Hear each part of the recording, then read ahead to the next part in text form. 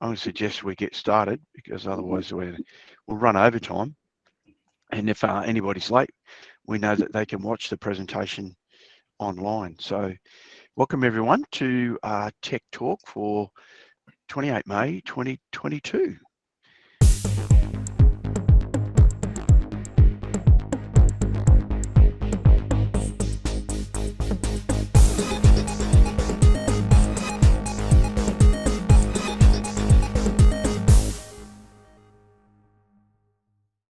What's today all about is what I want to say first. So no need to take notes. We're going to record the session and I'm going to publish a link on my YouTube page, and I'm going to do my very best to make sure no one's personal details are recorded in today's information.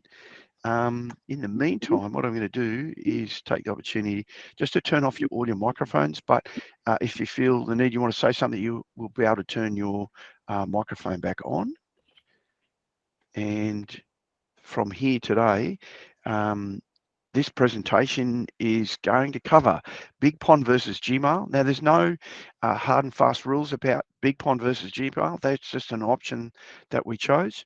We're going to talk about managing email in folders and in Outlook, and how do you file those emails, and then also how do you delete those emails that you don't want any longer, or delete the emails that you've in fact filed. And we're also going to talk about managing your contacts in Gmail. So some interesting stuff, and as usual, these are optional ideas and things that you might want to consider if you're being frustrated with your current email situation. Now, what I did last night is I sat down and I thought, well, what was really important about this was to explain to people how does email work, because the interesting thing about how email works is it uses the magic of the internet. So I did up this little pictorial thing that might help explain that without all the techno babble and technical jargon that makes things difficult to understand. So first of all, we have a sender and we have a receiver.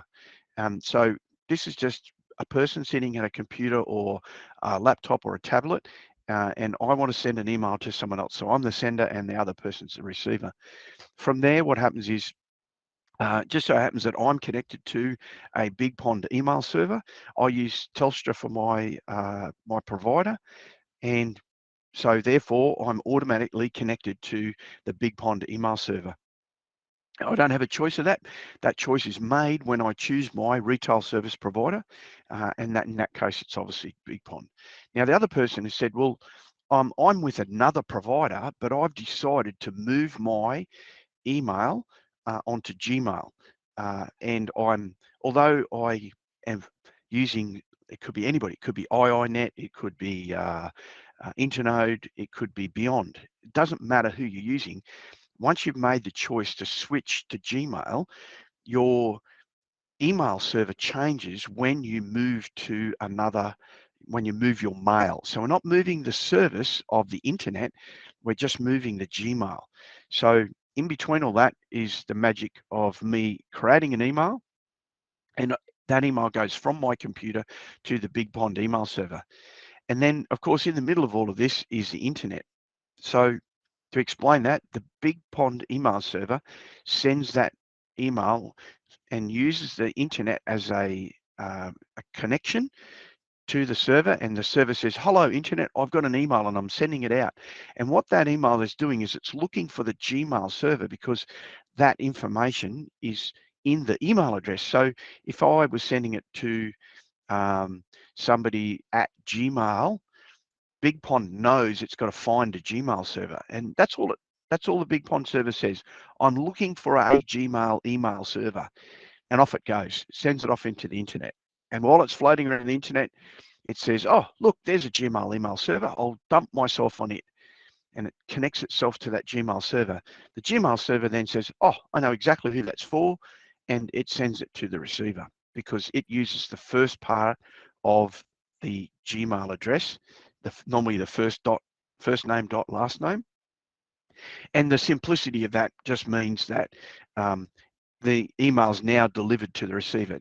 The trick would be also is if that person also has an iPad, would at the same time send it to the iPad. So that's a pretty simple path. And obviously, if the receiver replies, you turn all the arrows around and it works in reverse. So the magic of the internet that happens in the middle is unique. And the bit that's not on this picture is the fact that the services that I'm using as the sender is BigPond. And over for the Gmail person, we don't know who their provider is, and that's not important. Just the same as it isn't important for me that I could send an email from my computer that wasn't a BigPond email. I could also have a Gmail account on my computer, and it wouldn't use the BigPond server. It would use the Gmail server the same.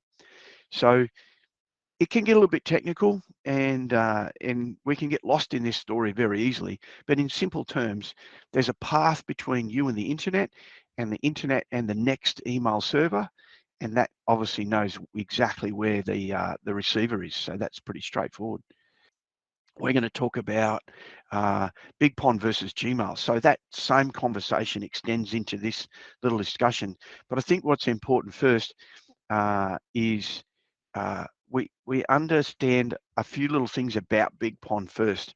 So BigPond is a service that's attached to Telstra. The retail service provider of BigPond is another arm or another element of Telstra.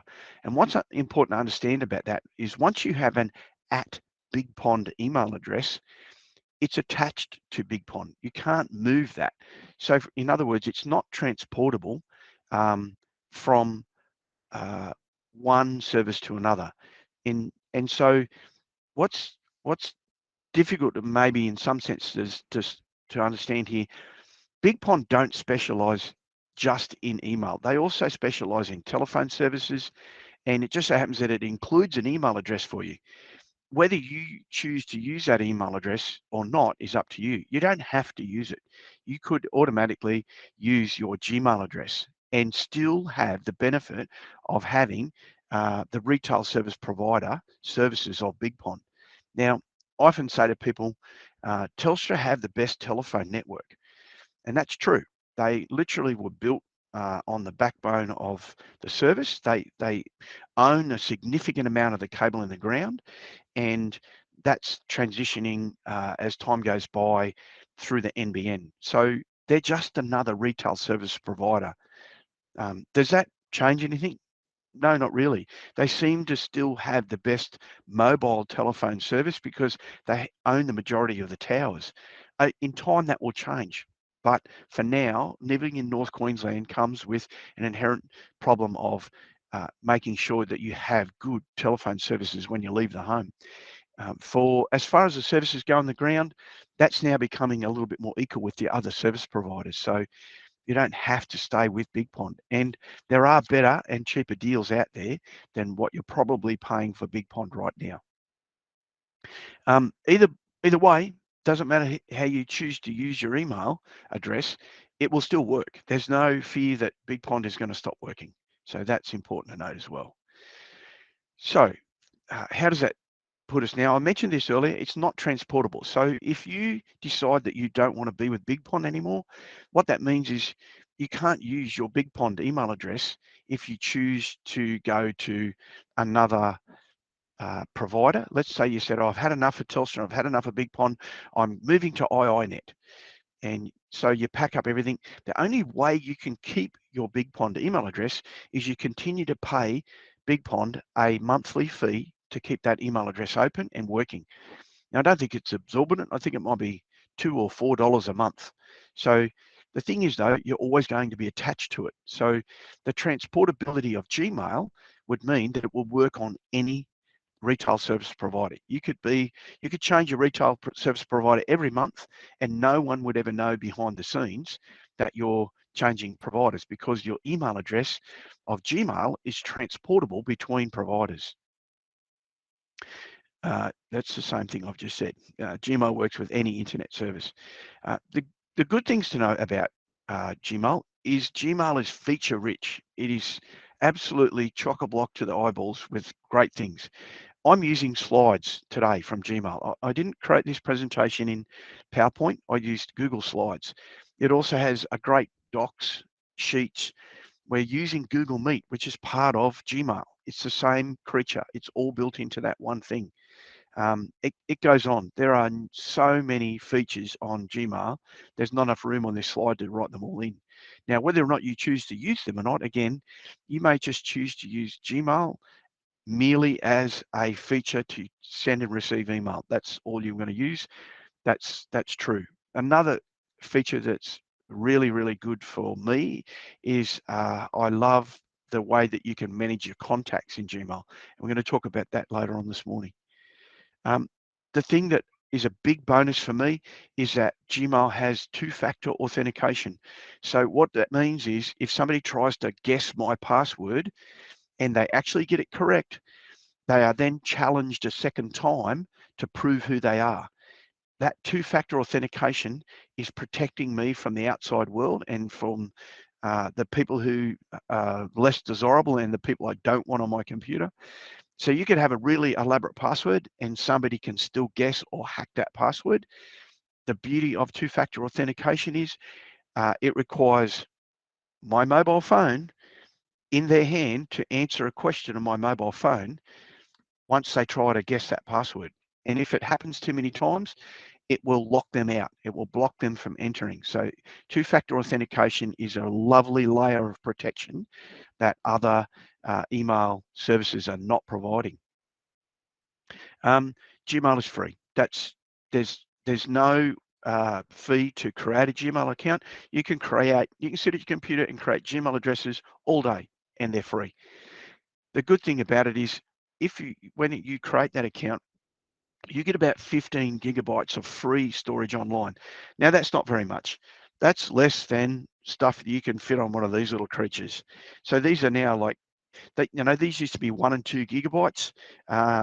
These are now like 64 gigabytes for like $5 and $10. Just ridiculous. So these have grown. This is just a normal old USB stick. It's just got a flip side on it. So you're going to literally get one of these. The beauty of that is it's on the internet and it's connected to your Gmail account. So 15 gigabytes of free online storage when you create your Gmail account. It is attached only to that account and it's very difficult to transport that to another location, but it is possible. They deliberately do that to stop you from just consuming hundreds and hundreds of gigabytes of space on their server. If you do want more storage, it's very, very cheap. It's not the cheapest. Apple still have the cheapest transportable storage online, but Google's not far behind them. And you pay like an extra $6 a month and you double your storage. You go to 30 gigabytes, which is a lot of storage. But it's great. It's easy to pay. It's all paid in Australian dollars. You don't have to worry about doing any conversion to US dollars or the like. There's more. I could rabbit on about Gmail forever, but it's certainly a service that over the years has grown from the basic email service into this very elaborate tool, and it's now fast becoming a very powerful business tool. The benefit is for you as a home user is you can get to use it for free. Unfortunately, BigPond, not to say it's left in the dark, but their technology is aging and they are attempting to keep up. But you must also remember that it's not their primary business. Their primary business and their focus has always been an email service. And I'd be happy to talk to anybody from BigPond and challenge them on that conversation. So my advice, consider creating a Gmail account. Now, this is the whole beauty of this. Karen mentioned earlier this morning that she had to create a Gmail account. It's easy. It's not difficult at all. It's not a technical thing. You just need to step through and answer all the questions. It might sound a little bit personal. They'll ask for your birthday and your first name, your second name. They'll ask some things that you think, oh, why do you really need my date of birth? And why do I need to set up these secret questions? It's there for a reason to protect you as a user and that first layer of protection if you forget your password. If you do create an account, take some time to learn how it works before you make any other changes. I think it's important that you understand that when you create the account, it doesn't mean that you're you're obliged to use it immediately. You only have to, at that point, just sit down and take some time and say, hey, I really want to figure out this Gmail thing. I think I'm going to spend 10 or 15 minutes and see if I can send myself an email. So you just send an email from the Gmail account you created to your current account. And if it works, then you can reply and figure out, hey, this looks all right. And you can do some tweaking and make it work. Once you've done that, you've then got as much time as you need to migrate. You can say, well, I probably find this Gmail thing pretty helpful. I'm going to start telling people that I now have a Gmail address. And the best way to do that is to send an email from the new Gmail address. At the same time, you could decide, well, I need to put a few contacts in here. And then you can absolutely migrate over your contacts as well. So you won't lose anything. And I'll just admit someone to the room. And when you're migrating things from A to B, it's very, very easy to get them across from one side to the other. At that point, you can still keep your Big Pond email address or whatever other email address you might be using. I always say to people, just keep it as a junk email address. And the idea behind that is that when you go shopping and someone says, oh, how was your shopping experience today while you're buying your goods and you're swiping your card? Oh, we're doing a survey. Can I just get your email address? And you give them your email address. And next thing you know, your inbox is full of junk from that person in that store. It can be a bit frustrating. If you give them this, just give them this Big Pond email address, happy days, because that's going to be your old one, not your new one. And that way you can filter out and leave all the junk behind and keep moving onto your Big Pond email address. It's fun.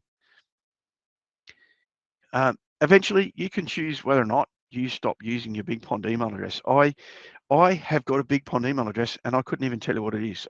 I don't know. I've never used it. I don't even know to give it away for free. I know there's one there. There has to be one there because I'm using Big Pond as my provider, my retail service provider. Or not. It's still a choice. You can continue to use Big Pond. This is just a general advice guide. I'm not suggesting everybody rush out and create a Gmail address, but certainly gives you an option to create a free email address and reap the benefits of having a wonderful service that is new, shiny, and fun to play with. Okay, managing email in folders and Outlook. So I'm not sure which way I've set this up. I think I asked this question last night as well. What is Outlook? So Outlook is an email client. All it does for you is it goes to the mailbox and picks up your mail. So if we reflect back on the picture I showed you earlier of the Big Pond and Gmail mail servers that were sitting underneath the computers, that's what this Outlook does. It says, I'm going to go to the server for you and I'm going to pick up your mail. And when it goes and picks up the mail, it brings a copy of it back to the computer. Now, that's what a client refers to. There are many other free clients. Webmail is almost like a client, but another good example is Thunderbird. Thunderbird is an email client, the same as Outlook is, and it has very much the similar features. Contacts and calendars are integrated into the program, so they're all in one place, and you can say, okay, I go to my my contacts, and I select several contacts, and then I say, invite all these people to a meeting. And so it, in a calendar effect, it's integrated into your contacts.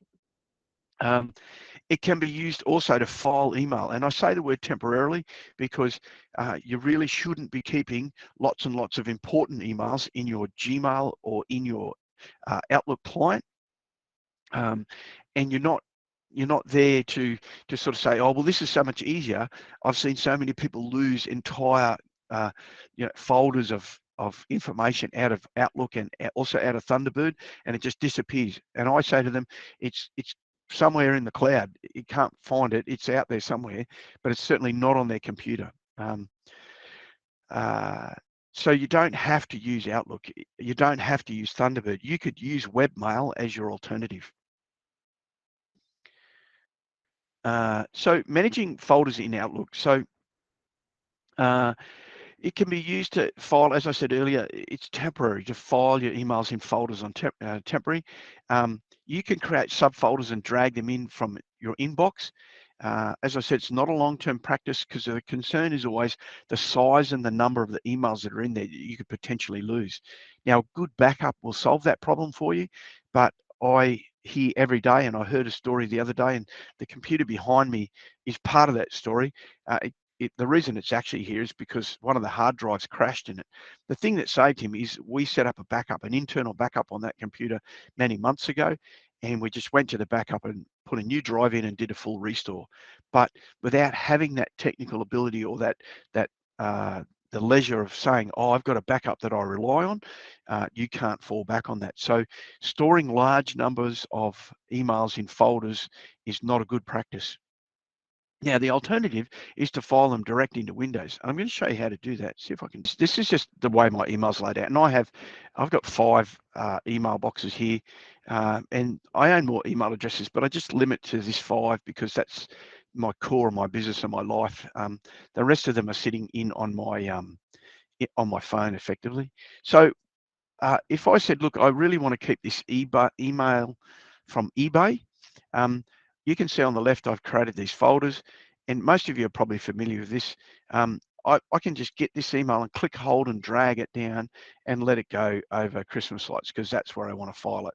And if I go down to Christmas lights, I can see in here, look, this is it. This is the email that I filed, and it's under Christmas lights. And if I'm finished with it, I can then decide, yep, I want to delete it or I want to get rid of it. So there's another way around filing this. And what I'm going to do is just go and change the way I'm presenting again so you can see more on my screen. So I've just switched to a full screen view and open that email. And then I'm going to go File and then Print. Now, you have a list of printers available in here in this printer dialog box. What you want to be able to do is select the one that says Microsoft Printer PDF, and then you can preview it on the right hand side and scroll through the separate pages of what they look like, just to confirm that's how it's going to save it. And then instead of clicking save, you would click print because it's going to print the document electronically to a PDF file. We need to give it a name, and I'm just going to call it test PDF print. And we're going to save it to my documents and click save. Prints 1, 2, 3, it's done. Now let's go and have a look what that looks like. We're going to bring up a documents window, and here is a document called a test PDF print. We can open that up and voila, the magic happens. You have a document saved as a PDF from your email.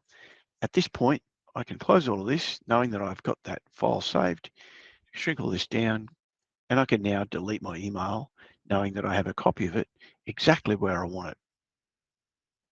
So I'm now presenting part of one of my screens. So on the left, I have my email. And then if I can open up a window with File Explorer. So here's File Explorer. I'm just going to make this a little bit more manageable. And you can see what my thing is. If I said, okay, what I want to file this this email here. I can actually open up documents, and if I open up documents, and so I want to put this email in here, again, I can just click, hold, and instead of dropping it in one of these folders in Outlook, I can actually bring it over and put it in this this window, which is called Documents, and let it go. And there it is. There's the email. So I'm going to just try to change the size of this a little bit to extra large icons. Here is that email that I just dragged in here.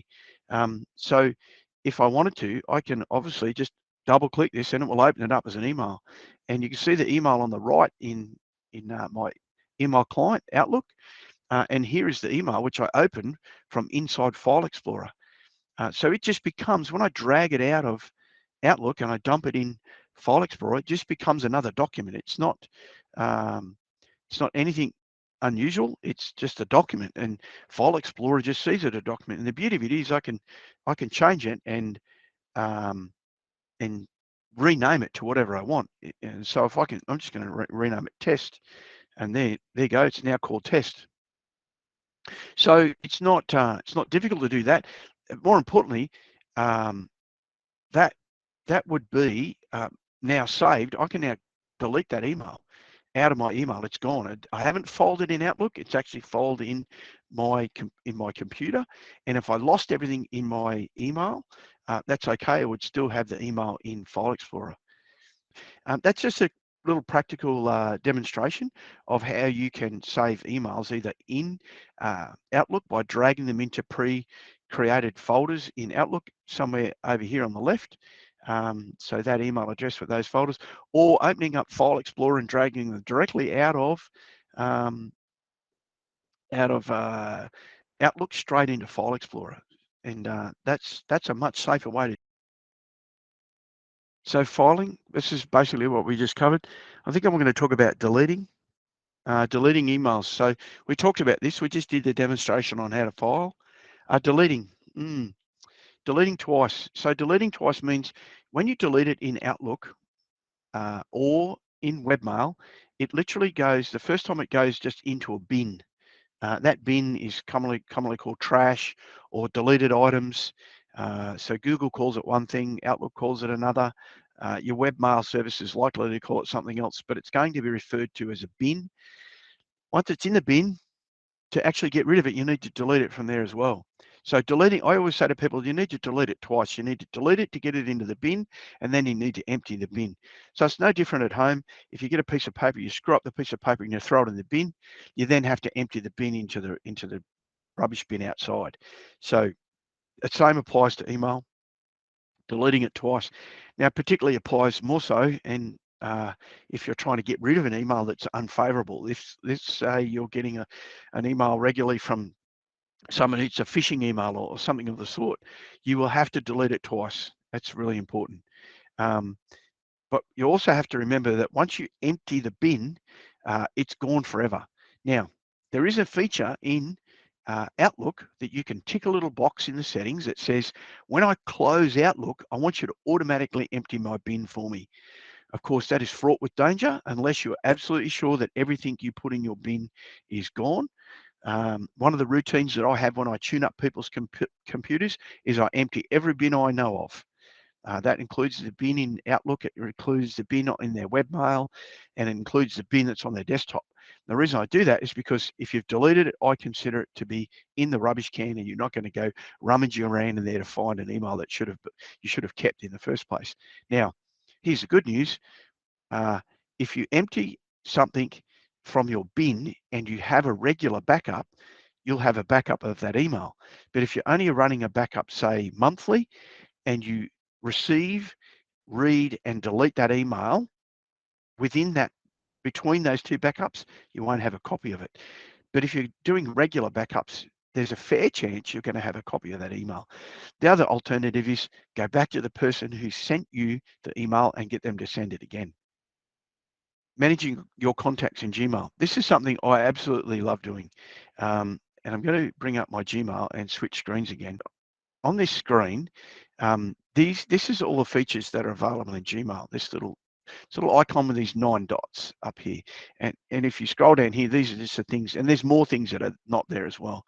But one of them, which I love so much, is this contacts one. Oh, and by the way, you can drag and move these around wherever you want them. So if you like to have your contacts somewhere where you can find it easily, and I like mine in that top row, you click it and it takes you to your contacts. Now, this is my contacts that if I said I want to manage one of these, I can just open them up. So I open this contact and there's an edit button there for me. So if I click this and edit this and I change something in here and I said, oh, that's the wrong email address, or that's the wrong name, or they've now started a company and I'll put their company name in there, whatever that may be. Once I've been in here and made the changes, then I would obviously just click save. When it comes up and I click save, that saves into Gmail. It saves in the cloud.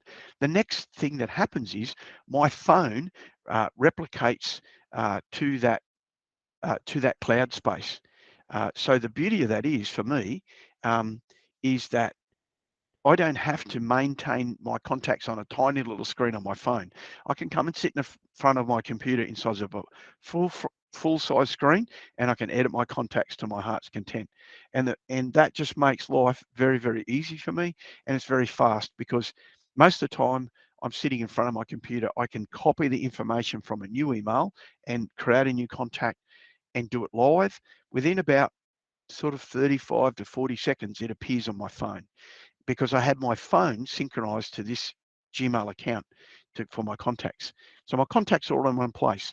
Not only are they in the cloud, they're on my phone, but they're also on my computer. And that's a conversation for another day, how I get them out of Gmail on my computer. But literally at any one time, if any one of those systems or platforms was to crash, I still have all of my contacts saved away somewhere else. So that's very comfortable and reassuring for me.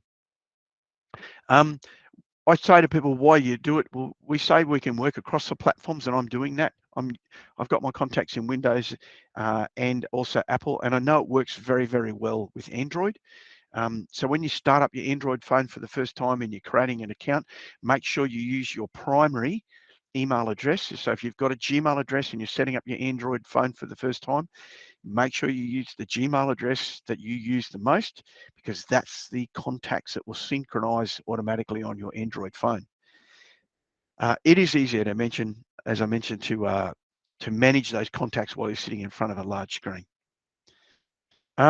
That's it for today, guys. If you want to get in contact with me, you can book direct to my calendar. You just go to my website. You can always send me an email or send help to that mobile phone number. That's an easy way to get in contact with me.